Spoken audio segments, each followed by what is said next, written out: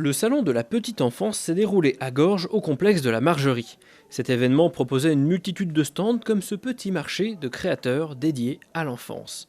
Ce salon avait également pour objectif de faire découvrir le métier d'assistant maternel. On a fait ce salon pour faire découvrir aux personnes le métier d'assistante maternelle, puisque ce n'est pas toujours reconnu comme il se doit. Et on avait aussi envie de sortir de chez nous. Notre association est créée depuis 2009 et nous organisons des sorties pour les enfants que nous gardons.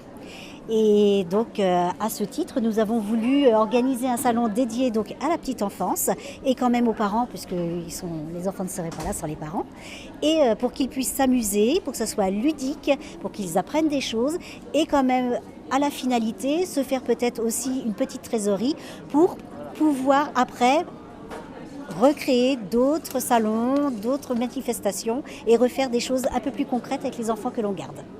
Alors pour animer tout ça, qu'est-ce qu'on peut retrouver dans ce salon ? Alors, vous avez dans cette pièce là qui s'appelle la salle Sèvres, vous avez des animations. Donc vous avez de la motricité libre, il y a du cirque. Vous avez ensuite des jeunes femmes qui nous proposent des massages et des produits de massage bien-être enfants et parents. Vous avez des animations proposées par King Jouet, donc qui sont des animations ludiques de jeu, et aussi des animations proposées et des ateliers proposés par le lycée des Charles Péguy. Voilà. Vous avez aussi des contes, alors des contes anglais et des contes en français proposés par la toute petite librairie, non, Vers Libre, excusez-moi, ça vient de changer de nom, Vers Libre de Clisson, par la ludothèque et bibliothèque de Gorges, et puis par une autre bénévole anglaise qui est venue nous rejoindre.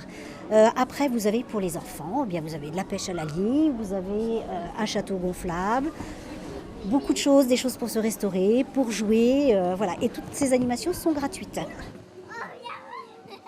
On voulait faire une petite déco qui était différente. Donc on a demandé au musée du vignoble nantais et à quelques personnes qui avaient donc des collections de jeux d'antan, de vêtements d'antan. Donc dans les vitrines, il y a des choses très très belles, de collection et certainement de grande valeur. Donc après, c'est vrai que pour le regard des yeux, c'est des choses que les enfants de maintenant ne connaissent pas. Vous avez un pot Louis XV en cuir et avec un pot de chambre magnifique en faïence. Voilà, ça c'est vraiment pour eux inédit, ils ne connaissent pas. Donc ils découvrent aussi des choses d'antan qu'ils n'ont jamais vues de leur vie et qu'ils ne verront peut-être plus jamais. L'association Dico LSF était présente et a proposé un petit spectacle mêlant comptine et le langage des signes français. C'est basé sur le fait que nous on part d'une volonté d'accessibilité pour les personnes sourdes ou malentendantes. Et donc l'idée c'est que les comptines c'était surtout pour la petite enfance et surtout par rapport aux bébés qui soient sourds entendants, de 0 à 2 ans ils ne parlent pas. Donc la langue des signes est un vecteur de communication. Voilà. Donc entre l'adulte, donc les parents ou les assistantes maternelles et les bébés. Voilà. Le spectacle c'est histoire de sensibiliser le grand public d'une certaine manière sur un forum comme celui de Gorges par les petits curieux, c'est exactement ça.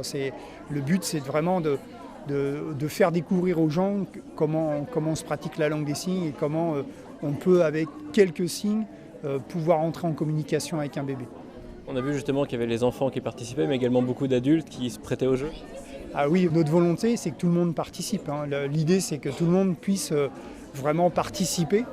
Et voir on dit souvent que la langue des signes c'est très difficile. Oui, c'est très difficile en termes d'apprentissage parce que c'est très très long. Mais avec quelques stages de découverte ou comme nous on propose cet été pendant le mois de juillet à partir de 14 ans, ou simplement à travers des jeux ou à travers un spectacle ou des comptines, on voit bien qu'avec quelques signes on arrive très facilement à tout d'un coup pouvoir apprendre ne serait-ce que bonjour, ça va, merci, bravo, au revoir, etc. Voilà. Des animaux comme l'araignée, gypsy, le petit escargot, très rapidement on arrive à découvrir les signes de la LSF. Quoi. Je vois une affiche à gauche sur les risques pour les femmes enceintes au niveau des dessons. Qu'en est-il ? Alors depuis novembre 2015, il y a un nouveau texte de loi qui est sorti sur la législation de la musique amplifiée, aussi bien dans les salles de concert que dans les écoles de musique qu'à l'extérieur dans les festivals, ou les fêtes de la musique, etc. Donc pour les femmes enceintes, on s'est aperçu que les infrabasses et les basses étaient vecteurs de provoquer l'accouchement des femmes enceintes à partir de 7 mois. Donc 7 mois, il faut savoir que ça peut être potentiellement un prématuré avec des situations de handicap. Donc l'idée, c'est que nous, dans nos actions de prévention, on alerte, comme aujourd'hui, on sait qu'il y a beaucoup de femmes enceintes, de parents avec des bébés, on les alerte sur cette situation, notamment par rapport à ce qui peut se passer dans quelques temps avec la fête de la musique, certains festivals. Pour les femmes enceintes, quand elles arrivent à leur terme, d'être vigilants à ne pas trop s'approcher des enceintes, etc. On retrouvait donc de tout dans ce salon avec de la prévention, du bien-être, des animations et même un vide-grenier, toujours autour de la petite enfance. Les fonds relevés serviront, espérons-le, à renouveler l'opération.